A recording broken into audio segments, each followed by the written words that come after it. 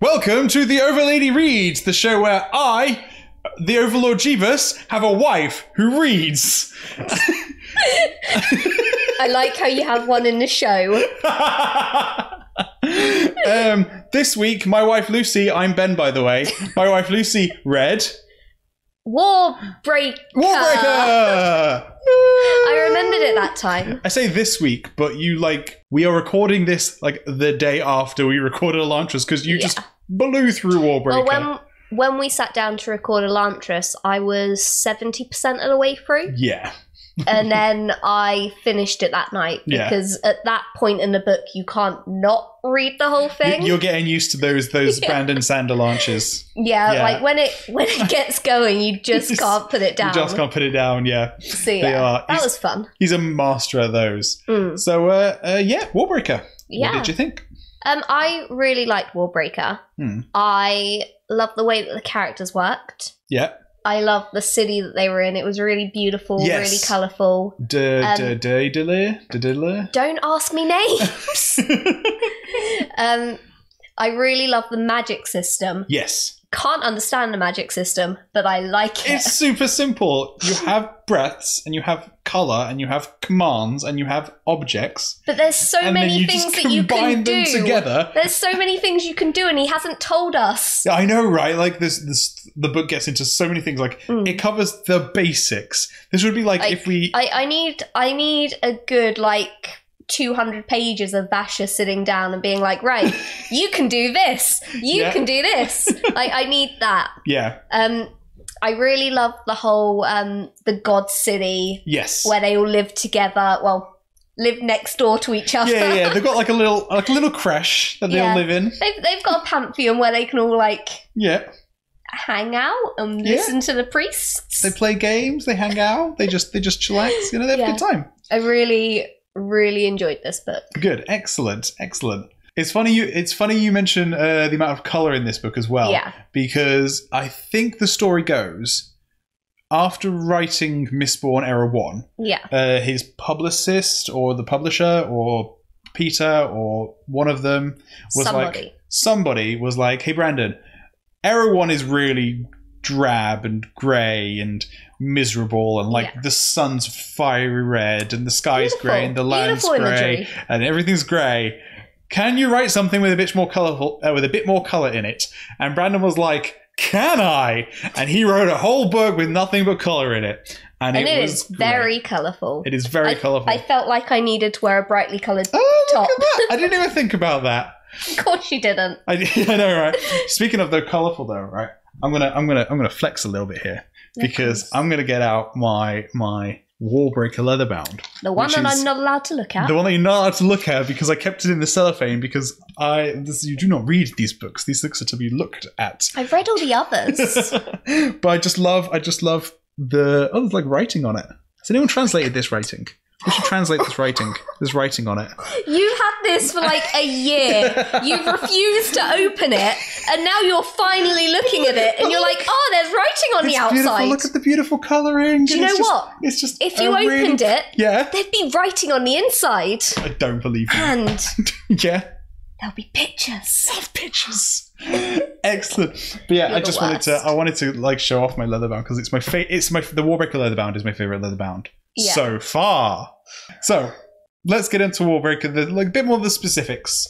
What did you think of the characters? So we'll start with Ciri, shall we? So starting with Ciri then. I don't want to start with Ciri. Oh, okay. That's fine. Just because I feel like it's more appropriate to start with Vivenna. Okay. That's fine. No, you do. Vivian. You. I call her Vivian. She is Vivian from now on. Vivenna.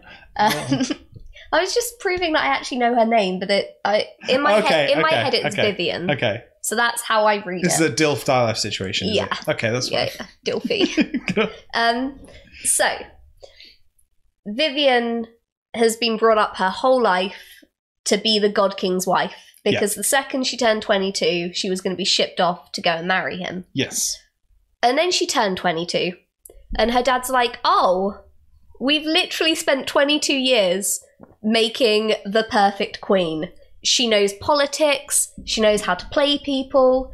She knows what to say. She knows how to behave in every situation. Yeah. She's perfect. I don't want to send her. Like, what if they kill her? I don't want that. She's actually, like, really excellent, you know, as like a leader. However, my third-born daughter likes to run around and be mad, and she doesn't do any of her lessons, and she doesn't know any history. She's completely useless to me.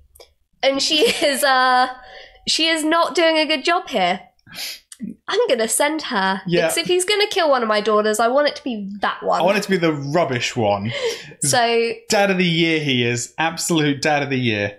We've had worse. I mean, to be fair, out of all of the dads, he's like second to Eventio. Like, right now at this point, we're like, Eventio... I would put Straff above him. Oh my god. No, in terms of good dads. Oh, in terms of good dads. In terms of goodness, you've got like Eventio, then you've got King Idoran, or King Idris, and then you've got like Iodon, and then like Straff, and then have we had any more dads? We will have done. Oh, well, I've got like Vin's dad. Vin's like around here on Straff level, you know. Vin hasn't got a dad. Yeah, Vin's dad, the high. They're not called Inquisitors. They're called, oh my god, what are the? Don't ask the me scribes. words. What are the guys called? Don't ask me words. I don't know words. Can we just pretend that her dad's Kelsier? No, I'm not okay with pretending that. Why not? Because it's not true. No, but he wants her to be his daughter. Okay. That's what I'm going with. Okay, adopted. Because he's like, I've always wanted a daughter. You're like a daughter to me. Yes. Speaking of daughters, Vivenna. Let's not get sidetracked. Fine. This is going to be a long video. Mm-hmm. So yeah, she's preparing to leave, and suddenly it's all been taken away from her. Yeah. She's not going to marry him anymore. She's now staying at home in her kingdom, where she's not the heir. Yeah. There isn't really any suitable marriage candidates for her. There's Parlin. Yeah. He's like there. He's dad's friend. He's not really like a prince or a king or anything.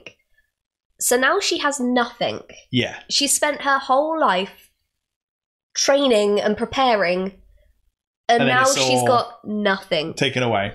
So her entire character arc is her trying to sort of find her place in the world now. Yeah. So she starts off with the intentions of going to the city and trying to either replace herself with her sister, or just save her sister. Well, save her sister, like fake her sister's death, so that she could play a role, so that she could be someone in this story. Yeah. And that doesn't work out for her. No, it does not. She very quickly meets some mercenaries who joke about the fact that they're kidnapping her. Yeah. And joke about the fact that she is their hostage. It's like... They weren't joking. No. She very much was. And it took her a long time to realise. It really did. Like... The signs are everywhere. When you reread it, you're like, oh my god, how can you... Like, the guy that she was supposed to meet, they're like, oh yeah, he's ill in his house. Yeah. And then when, in his delirium from his illness, he's like, please don't torture me anymore. And it's like, wow, Vivenna, you did not pick up on these signs. Well, he's currently ill from an illness. Yeah. But he's an awakened, and they can't get ill because of how many breaths he had. He shouldn't have been able to get ill. He was an awakened. And they even laugh at her for believing that he was ill. Yeah. It's like, oh, Vivenna. They were not very nice to her. So she manages to escape from them. Yeah. And she spends some time living on the streets. Yes. Because she has nowhere to go. She doesn't know anyone. She literally has nothing. And that was the most fascinating chapter for me. I love the homeless Vivenna chapters. I think they're such a low point, and you kind of every book you kind of in your way of excitement in a book or a story, you have like the low point. And I've never seen a book go from pretty nice, pretty other to just it gets real dark real quick, and just.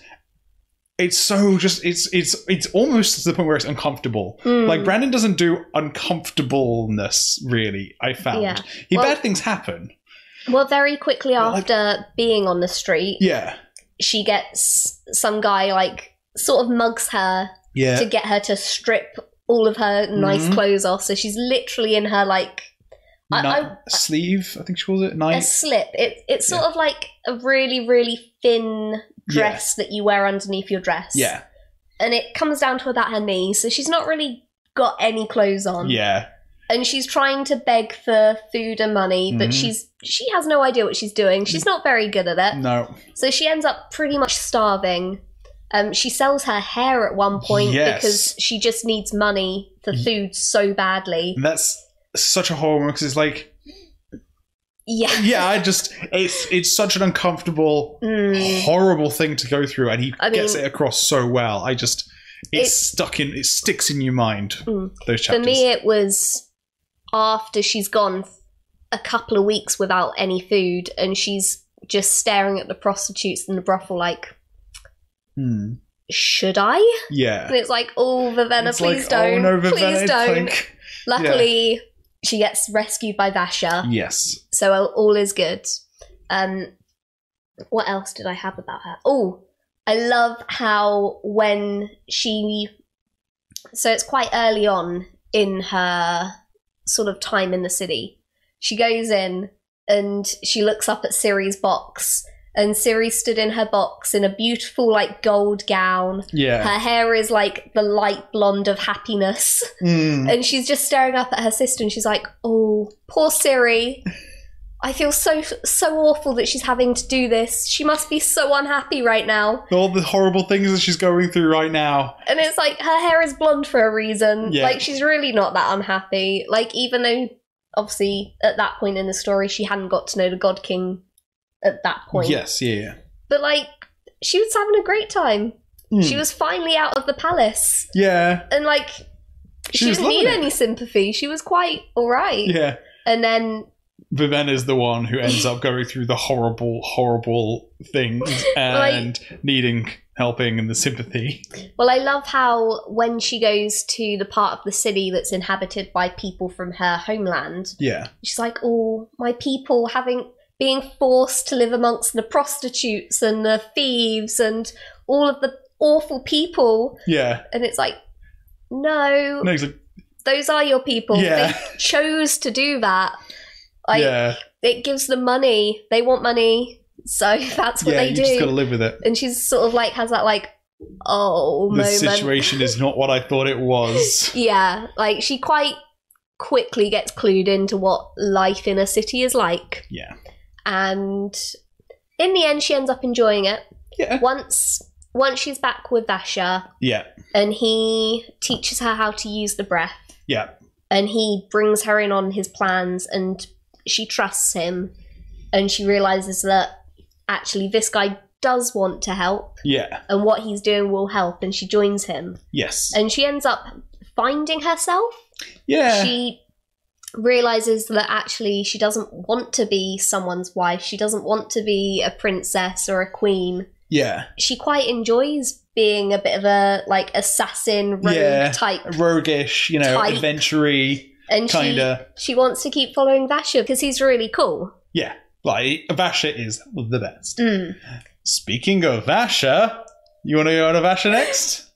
Are we going to go on to Vasha or are we going on to the best character? Cool. Let's just talk about the person carrying Nightblood and Nightblood then, shall we? Fine.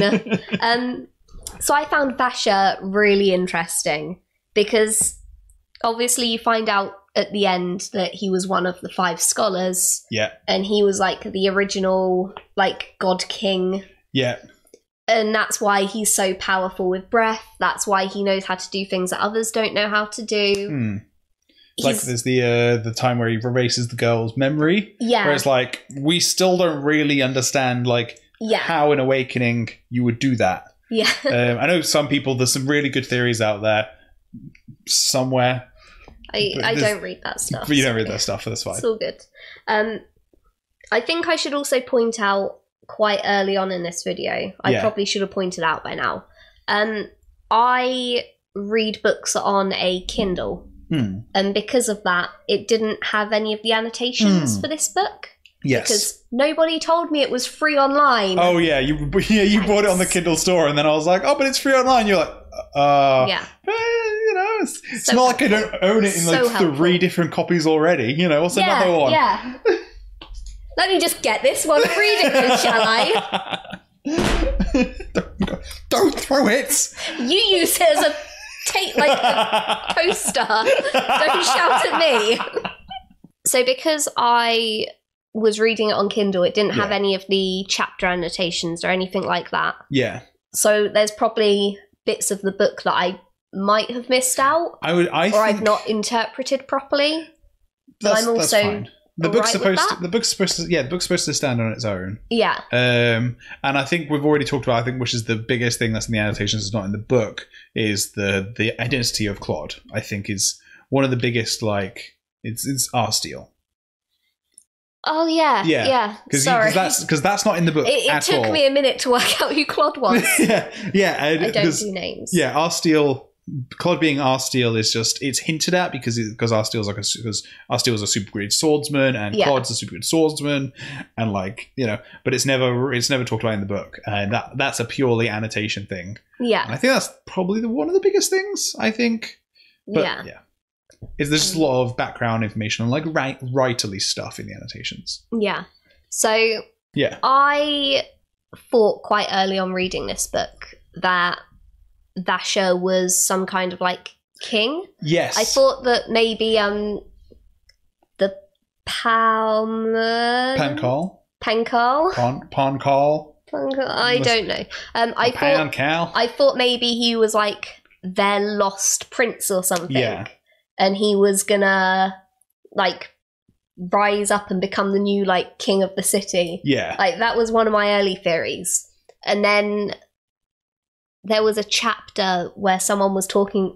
Oh, it was the God King. He was talking about one of his favorite childhood stories. Oh yes. Of the guy with the black sword.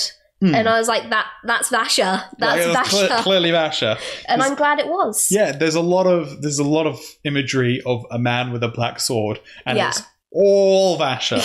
Like pretty much every legend I think in the book almost is Vasher. Yeah. Well, he's been around for 3,000 years. It's quite hard not to dude. It's hard not to have legends about you at that point. Yeah. So yeah, I really like Vasher. Good. More importantly, I love Nightblood. Nightblood is the best. Nightblood is reading. I think it was the prologue where you first meet him. Yeah, and he's like, "I did good. I killed them. Did I do good?" he's childlike and he's just so excited. He's like. Do you want to kill some evil today? And it's like, yes, yes. It's like, ooh, there's evil over there. Should we kill it? And it's like, oh, Nightblood. Wasn't there? I was reading read the chapter summaries. At one point, he convinces Vivenna to sneak into the palace, and then Vivenna gets caught. He's like, oh no, we're just going to have to kill everyone. And he's like, Nightblood, love him. Nightblood. I'm sure he does it on purpose. Definitely. But bless him, like he's been enchanted. Well, it's a sword that's been enchanted, and the enchantment is just kill evil. Yes, destroy evil. Destroy evil. Yes. Sorry. It's this very specific command, Lucy. But it's a sword. He doesn't know what evil is. It's got this. He's got this weird effect where he doesn't know what evil is, and he's just like, I want to destroy evil, and he is happy when he's destroying evil. But then, like, there's also that weird test thing where if you're a good person, he doesn't have an effect on you. Yeah. And I always found that really interesting. No. He has an effect. Like, he makes them feel sick. Yeah, they're like repulsed by him. Yeah, they don't want to pick him up and use him. Yeah. Whereas somebody that's evil wants to. It's very strange. It's really fascinating. It's really cool. I want to know more about Nightblood. Hopefully. And I want the Nightblood book. Hopefully. I want it. I need it. There is a lot that I need in that book. And if it doesn't come out, I will cry. There is no reason for it not to come out. I mean, we just might not get around to it. That's what Brandon said. He said he might just not get around to it, unfortunately. But hopefully it will. Hopefully it will, because you really liked these characters. I really love this book. I enjoyed Elantris, but something about this book just really got me. Yeah. I think it's because it's called Warbreaker. Yeah. So you sort of spend the whole book trying to anticipate when the war's going to start. Yeah, when's the big battle going to happen? No big battle, there's no big war. And, like, it was just really fascinating. Yeah. Like, how all the events led up to the big finale and how it all came to a close. Yeah. I found it really interesting. I really love it as well. Because there's so much that goes into it. Yeah. Like, my actual favourite character. Oh. The first comic relief character that I absolutely adored. Light Song. Oh, yeah. Oh, my God. I almost forgot Light Song. How could you forget Light Song? I forgot Light Song. I thought you were going to say Siri. I was like, Siri's not a comic relief character. No. Oh, Light yes. Song. Light Song is...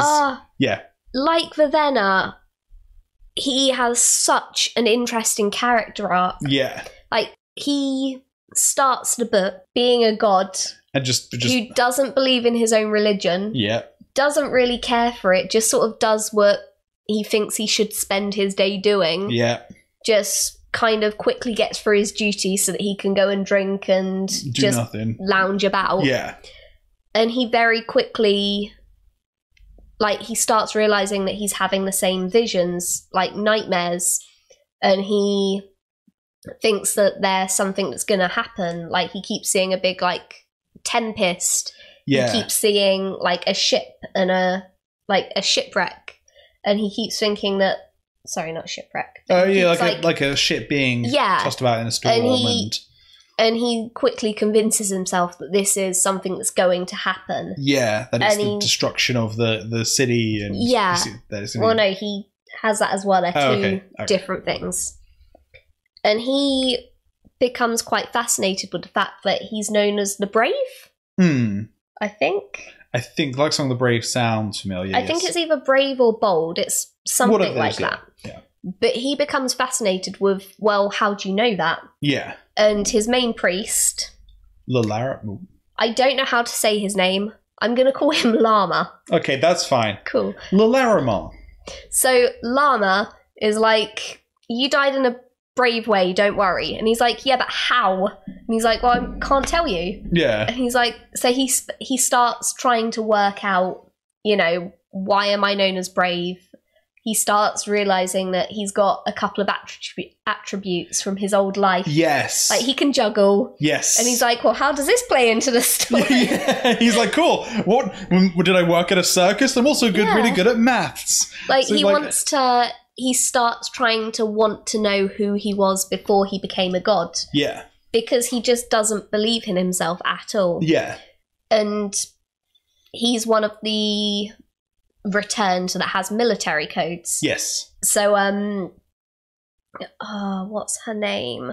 Allmother, Blushweaver. Blushweaver.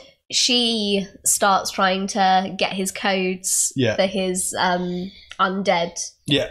And at the beginning of the big book, he's like, fine, like... whatever. Doesn't really matter to me, it doesn't mean anything. But then he starts to realise through the book that he does actually care about the city. And he does care about being a god. And, like, he's not the best, but he knows that he's probably one of the better gods. Like, there are some that don't bother with their duties at all. And he knows that at least he tries to care. Like, when he was sitting doing that thing where he meets the peasants and they talk through their issues so that he'll give up his life for them. Yeah. And he walks out the room because he's like, I can't listen to this every day. Yeah. Because I want to help, but there's nothing I can do. Like, why do these people keep coming back to me when I can't help them? Yeah. Like, all I can do is like, I don't want to kill myself to, you know. And you start to really, like, sympathize with him for that, for the fact that he's going through this and he just doesn't want to be a god because he just doesn't think that there's any point to him. He just doesn't But there was so much to him. Do you know, there is quite a lot in this book of people finding themselves, people being put into situations where they're having what they think their life is going to be like taken away or changed fundamentally, and then having to find themselves in their new situation. Yeah. And it's like, because Ciri, Vivenna, and Lightsong all go through that arc. Yeah. And it's put in very different ways. Ciri's kind of brought up, Vivenna's brought down. Lightsong's just kind of like making his own way. Yeah. I really enjoyed him. And when he had that when he gets put in a jail at the end and his brother is next to him. Oh, yes. And he's like, why did I even bother with this? Like, why did I think for a second I was actually brave? And his brother was like, you were.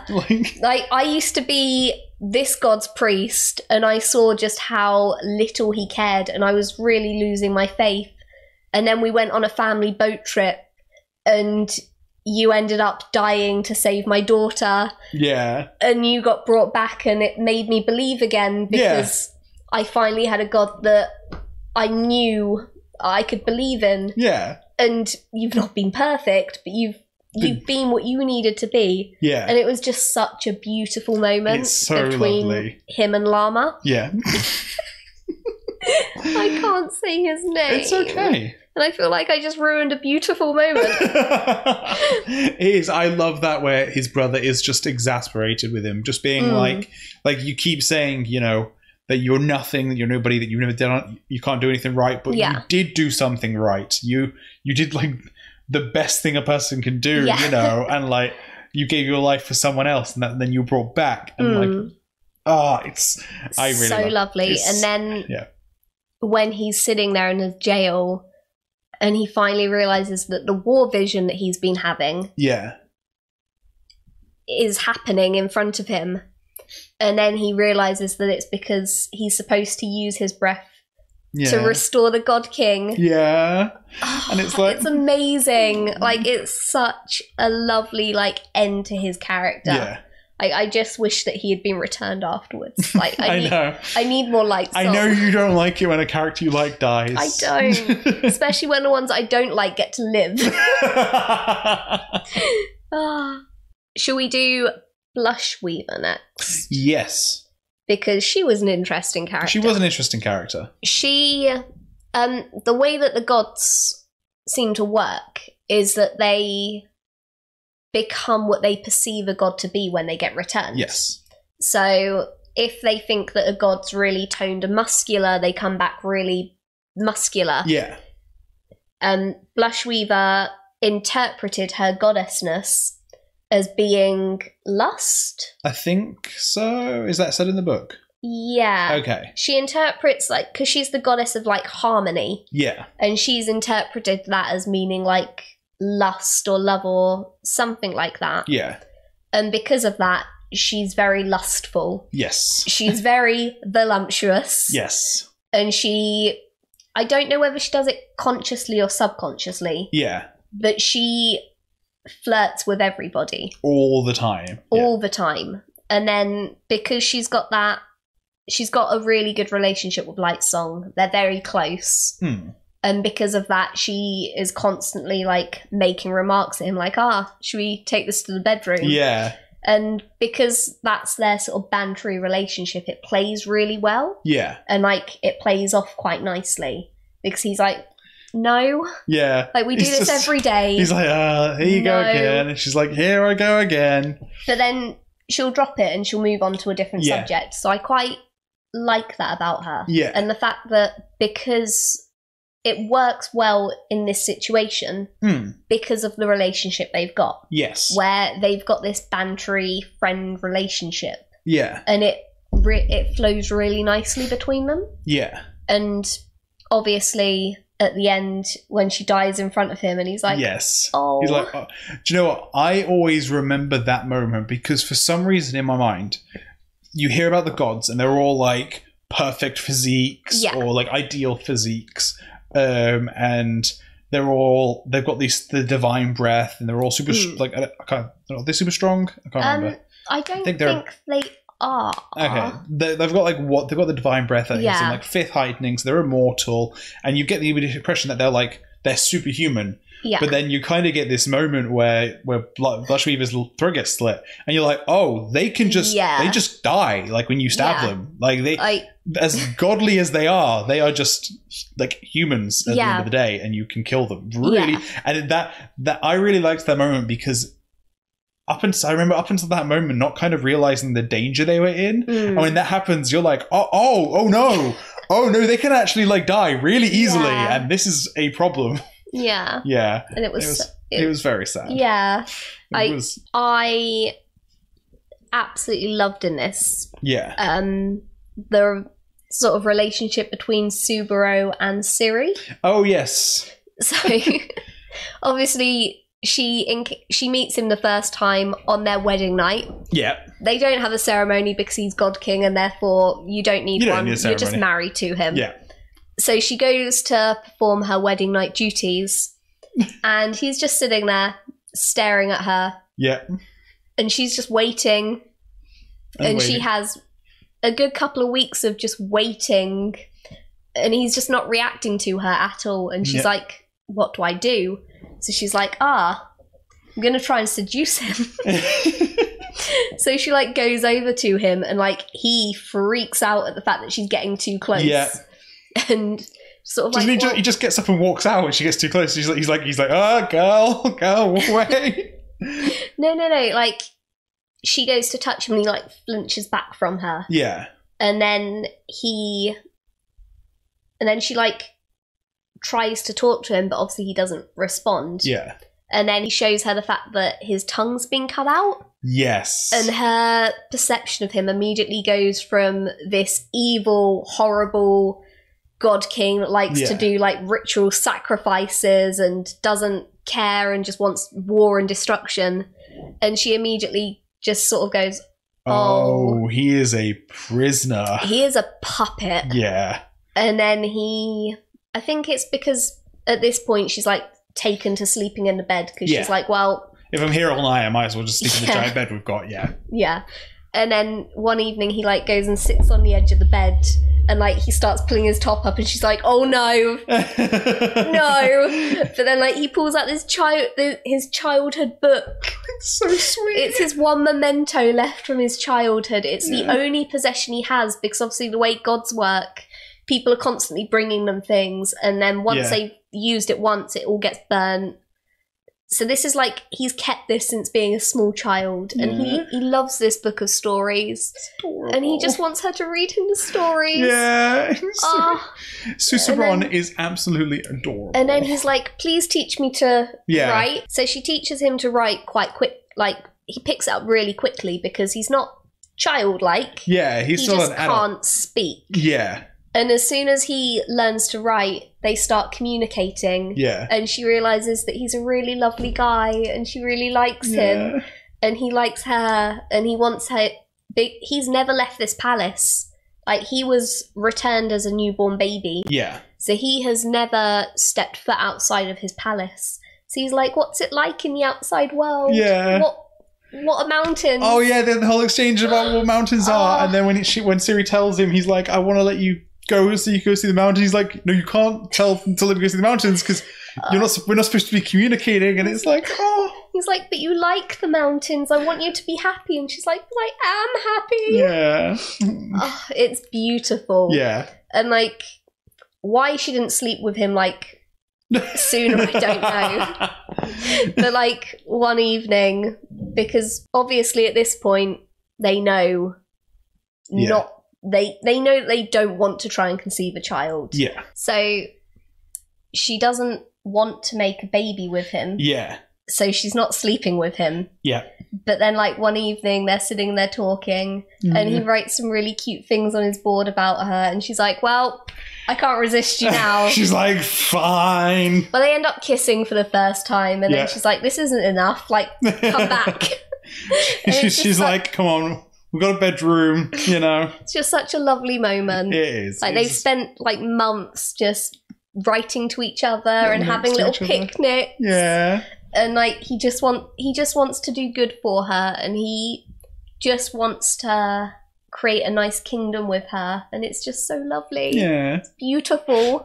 It is probably one of the better romances that Brandon has written. Like it is just really nice. And it starts off, obviously it starts off a bit shaky, but like it's just so genuine by the end. And it's really, really lovely. And I like it. It's very cute. And Susan Braun's just a cutie. He's just a big cutie pie. Oh, I love him. He's great. I mean, at this point, if there's a young, attractive guy in the book, I'm noticing a trend here. Like I think Brandon writes your type is is the impression I'm getting. He really does. Shall we talk a little bit about the villains? Good old Denth. Well, Denth is just a mercenary for hire. Yeah. He's just doing what he does for money. Yeah. And he's been hired by the Pan Carl. Yeah. To overthrow the government. Yeah. But do it in a way that it looks like it's Idris. Yes. And then that way they can swoop in and have the kingdom back without anyone knowing that they're at fault. Yeah. Great strategy. Mm-hmm. Great strategy. I was going to say, the book spends so long trying to convince you that the priests are evil. Yeah. And I think Brandon said he wanted to just write a book. I think this is part of the annotations, where he just said, I wanted to write a book where so often the priesthood are evil and the religions are evil. He's like, I just want a book where the religion's nice. Yeah. And they are just genuinely, they genuinely just want the best for their gods and their people. Once they had the new baby, he could have just gone and lived his life happily with they just retire. Ciri. Yeah, they think that God Kings get killed. If they just told her this, she would probably be more willing. Yeah, it's just great because they think, oh man, when there's a new heir, then the God King dies shortly after, so the new God King, they're like, well, they clearly kill him. Yeah. And then at the end, Trilides.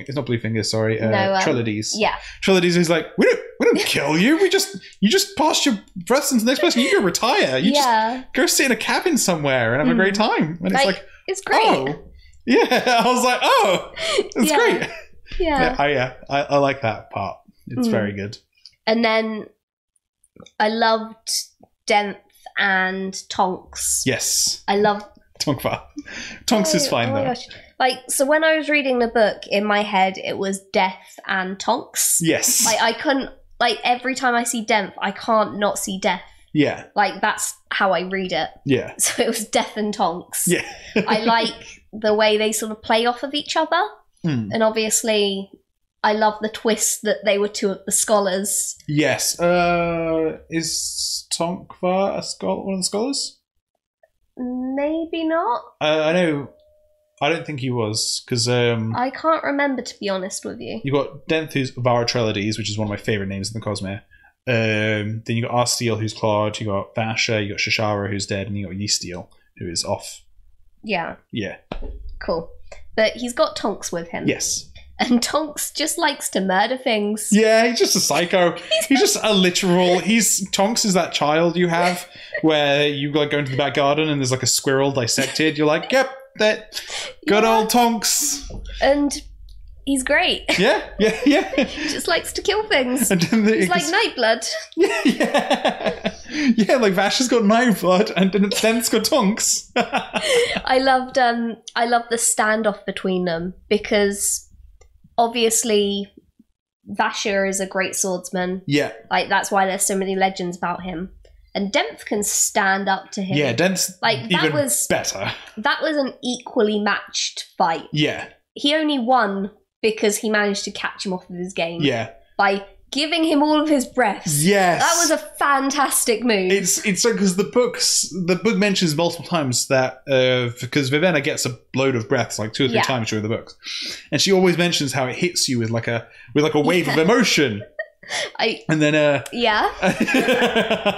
wave of sensation, and so it's you just don't expect that wave of positive energy to be used as a weapon. And it's great. So but again, it's someone that's been around for 3,000 years. He's got some tricks up his sleeve. Yeah. It was such a good way to end that fight. Yeah. And I love how he's you wanted to know how I defeated your brother? That's how, yeah. It's such a good moment. Yeah. Yeah, I really love that. And then Bluefinger, the real bad guy. Good old Bluefingers. I love how he managed to convince Ciri that, like, they're the repressed people. Yeah. And once they get a new God King, he'd be out of a job. So she feels for him. Yeah. And she wants to help him. So she dismisses all of her servants and makes them all Pankal. She makes them no servants. Yeah. Which means that they've got even greater access to her. Yeah. They know everything that's going on. Yeah. So interesting how they've, like, been able to manipulate their way in. Yeah. Such a good twist. It's really, really good twist there. Yeah. There is two. They're actually the bad guys twist. Obviously, you get the mercenaries one and then you get the Pankal one. Yeah. Where it's like, oh, things are just not as they seem in this book. And I really, really like it. I think one of my early theories to you was that the Pankal would rise up and try and overthrow the city. I can't remember. Yeah, you texted that to me really early on yesterday or the day before. Whenever you started reading it, you texted me really early on in the day to be like, I reckon the Pankal are trying to infiltrate the palace and take over the country. Yeah. And I'm like, but then good call. Even with that being, like, my main theory, meeting the Pankal, like, priest. Yeah. Did you fall for it as well? Didn't suspect them. Yeah. I just sort of went along with it and I was quite enjoying it. Good. Yeah, really good. Loved it. I think that's everything from me. Cool. Things that I liked. I think I've already covered most of what I liked. Yeah. I really like Awakening. It's one of the more interesting Cosmere systems. It's weird and it's very unique. You don't get a lot of magics where I don't think I've ever seen anything where the color is used as the fuel. Obviously, you've got a Discworld's color of magic thing. But, like, just having, I use this power and then you get the breaths back and then it drains color. It's a very unique system and I really, really liked it and I like learning about it. And I think I can't remember if I told you about this, but Brandon always jokes about the fact that in the prologue where Vasher uses the fetch keys command, Brandon said he likes that because that is the most complicated command you would see in the entire book. Yeah. Because everything else is like wrap this or attack that or stiffen or I can't remember what it is. The command for stiffen is. But yeah, and it's like, but the idea of fetch where it's like I am here, go over there, pick up an object, and then come back to where I am. Is like the most in one word is like the most complicated bit of Awakening yet in the entire book. And it's in the prologue, and I always really liked that. I thought that was fun. Wow, I hadn't heard that. Oh my god! So interesting. My god! Look, sometimes I have to repeat the things we talk about in real life on the video for the people at home. Hey guys, I told you we shouldn't have spent so long talking about this yesterday. we talked about Warbreaker a lot yesterday. It's a really good book. It was. Yeah, I enjoyed it. So. Questions, ideas, theories? I have a theory about the Returned. Ooh, yes. So I have a theory about why the Returned have such a large breath. Yes. So see everyone, because the Shard of Endowment, everybody has one breath that they're endowed. Yes. But when you're returned, you get one breath, but it's strong. It's a big old, powerful breath. Yeah, it's strong enough to take you up to a level 5. Yes. So my theory is that it has something to do with the shard. Yeah. Because obviously it's the shard that gives that. Yeah. I was wondering if the shard had like shattered at some point. Yeah. And it was like the splinters. Okay. That make people have make the Returned have such a large breath. Okay. If that makes sense. That makes perfect sense. It's incorrect, unfortunately, but I see where you're going with that because you don't really know the mechanics of things like splintering a shard or anything like that. So the endowment, by the way, so Lucy guessed that out of the list of shards because you just came to me and you were like, what, the list of shards again? And I peeled them off. And you were just like, you were on chapter 3? Yeah. And you were like, is it endowment? And I was like, yeah, it's endowment. I was like, yeah, I'm not gonna hide that one. There's only one shard on Nalthis, and it's endowment. And because the shards, they have an agreement where they go off and do their own thing and interfere with each other. And so far, it looks like Endowment is the only one that abided by that. Yeah. And unfortunately, she is not dead, so she's not been splintered. No, I know that she's not dead, but has she splintered herself? Kind of. I can't remember if we consider the Divine Breath a splinter. What's up? It's your boy Jeebus here. Yeah, so we looked this up afterwards, and Divine Breaths are definitely considered splinters. And I'm just chatting out my mouth right here, and Lucy was right all along. Okay, bye. Yeah, boy. But she actively gives it out to people. Yeah. So she watches people, and I can't remember if there's an annotation as well as from Wobbs, is basically when someone dies, she looks into the future, because the shard's a future sight. Yeah. She looks into the future and she says, if I returned this person, what would they do with that breath? How would that affect? Yeah. And she's like, okay, for things that she wants to happen, she will then return that person. She will endow the Divine Breath, bring them back so that they can fulfill the destiny that she's seen that they will fulfill. Yeah. So the returned are all brought back with a purpose, which is interesting because that still means Vasha has a purpose. Because Vash is 3,000 years old. So it's cool. One day Vash is going to give that Divine Breath away and it's going to be oh. So yeah, definitely want to see more of these characters and find out what's going on there. Well, he's not on the planet anymore. He's left and he's on a different planet. No, they were searching off for Yeasteel. Yeah, on a different planet. Oh, you reckon they're going to a different planet for that? I like it. Yeah. Okay. I am quite determined that he is a world hopper. Are you? Because after being alive for 3,000 years, why wouldn't you be a world hopper? Do you know what? I'm going to reveal something to you. You don't know. No. I need to at least finish this thought so that you don't think the wrong thing. No. Okay. Because if he turns up in one of the Cosmere books I'm reading, that's great. Okay, yeah. If he doesn't, he's in the next book, so it's fine. Okay, yeah. It's you won't see these characters again until Nightblood, Nightblood being the second is going to be the sequel. I'm not going to see them. Is that because he's changed form? I'm not going to say no. I'm leaving that statement as it is. You're not going to see them again until Nightblood. Because we already know that he can change form. Who? Avasha? Yeah. Ah. So is it because he's changed form? I'm not going to say anything. What kind of logical loopholes are you going to work for? I'm not looking through any logical loopholes. Cool. So.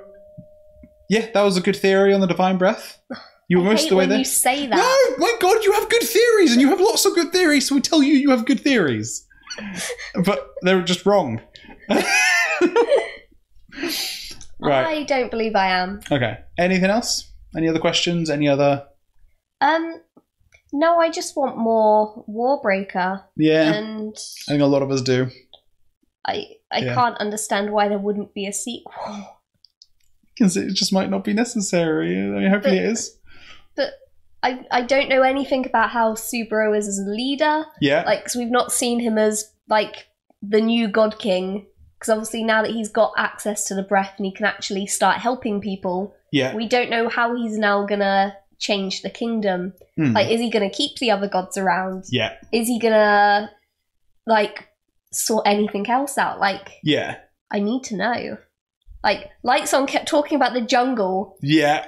Are we ever going to the jungle? Oh, yes. You got to me. You were when you were halfway through the book, you were like, right, they keep mentioning the jungle. Are we going to the jungle or not? And I'm like, there's a jungle? I'm like, no, we never go to the jungle. It would be nice if we could go to the jungle. Now that he can leave the palace, he might want to go to the jungle. Ooh, what was the other thing you liked? You guessed the Khaled's Phantoms super early on. You just texted me being like, there's way too many statues. These are definitely... Yes! You're like, these statues are definitely there to be awoken. You're like, there's no way you have all of the same statue and they're all armed. Yeah. And they all have weird joints. And the second that they mention this mysterious ghost army, and then they mention the fact that every couple of years they build more of the same statue in the city, I was like, that's it. That's the ghost army. That's the ghost army. And I'm so glad that paid off. Yeah. I do actually have a last question. Oh, yes, go for it. Blue wine. Oh, yes! No, every single time that I try and talk to you about it, you deflect me. I don't deflect you, there's just nothing there! So, this is the third book now that I've noticed it. I don't know whether it was also in Mistborn at all. Mm-hmm. But in Elantris, it's only ever in one scene. Yeah, yeah. But in one scene in Elantris, they sit and they drink some blue wine. Yep. There was one scene where Lightsong sat and drank some blue wine. Yep. And then in like the prologue to Words of Radiance, Way of Kings, they were drinking blue wine. Yeah. What is the blue wine? The blue wine, Lucy, is just wine. That's blue. It's just. But why is it always blue? It's just a colour and a drink that Brandon likes to combine in his writing. There's more to it. In fact, you know what? To be quite honest, though, when it comes to alcohol on Roshar, it's not just blue wine. They just name every alcohol is just called wine after a colour. That's so fine. like beer is like yellow wine. That's and fine. Like, you know. But that doesn't explain why it was blue wine on Cell. That doesn't explain why there was blue wine on Malthus. Malthus. Yeah. There is something about blue wine. Okay. We'll ask Brandon about it yes, please. If the after times ever happen. Oh. Ooh, one final thing, right? Yeah. So we talked last time about perpendicularities. About the shard pools that appear. Oh, yeah. Yes. The shard pools that appear as like a nexus of a shard's power. Yeah. And we talked about how the Pits of Hathsin was where Ruins was, the Owen's prison was where Ruins prison was where Preservation was, and like Elantris is where Aeona's was. Yeah. There's hints at where Endowments is. Oh, don't do this to me. And it's so very subtle. Well, it's not even that subtle. Do you remember anything magical that wasn't like Awakening or Breaths? That's fine. They talk about a plant that are called the Tears of Edgley. Oh, and they grow on only in one spot on all of Nalthis, and they go to war. They went to war over them because the flower produces the best dyes ever. And if that's not where Endowments perpendicularity is, that makes sense. I would be shocked. Also, we think that Endowment might be a dragon as well. Sorry, one person thinks that Endowment might be a dragon. That's Ian. Cool. I am so okay with this. You can ask him. I have a question. Go for it. I've just remembered. Right. Yes. So I need a second book to this. Okay. Because, you know how all of the gods, every room is just empty because they just bring whatever they need to into a room? Yeah. Right. How do they go to the toilet? The gods? Yeah. Because I hadn't even thought about it. Yeah. Until Lightsong was camped out in front of All-Mother's palace. Yeah. And he was like, I've not drunk that much wine or eaten that much, so I shouldn't need to relieve myself anytime soon. Okay. So they do use the toilet? Yes. How? I like, do they have else? But do they have like a toilet room with a toilet in? Or do like their servants bring them a bedpan and like everyone leaves the room? Like, how does it work? Okay, I like how you talk about a toilet room with a toilet in it as if that's something that's weird for people to have. No! Like we don't have rooms with toilets in them. No. But in their palace where all of the rooms are empty, do they have a special designated toilet that they have to physically go to? Okay. Or does it get brought to them? Got you. At which point, their servants have to like bring them a bedpan. Their almighty god. Yeah. They bring them a bedpan. Yeah. They don't either watch or they leave the room. Do you know and then they come back to like retrieve that. You're building up such a great repertoire of questions for us, Brandon. You should ask him about Return's toiletry needs. Like, what's going on there? Because I wasn't at all curious until Lightsong mentioned that they use the toilet. And you were like, what's going on there, Lightsong? Yeah. Cool. I need to know more. Cool. Well, this hopefully... is why I need Warbreaker 2. That's why you need Warbreaker 2. Yeah. One day we might get Nightblood. I want Warbreaker 2. I know. I want more. I don't want just like a little short story. That's fine. Right, so I think that's everything. I think that's us done. So thank you very much, everyone, for watching. You can follow us on Facebook. You can follow us on 17shot.com. You can follow us on Twitter. You can follow us on Instagram. You can follow us on Mixer. Get that before it goes away. We have a Patreon, so you can give us money. And I think that's it. Are we not on Tinder anymore? Oh, no. Someone swapped right on us on Tinder and we matched. And it was great. Yeah. So we all good. We all good there. Yeah, cool. Boy. Bye. Bye.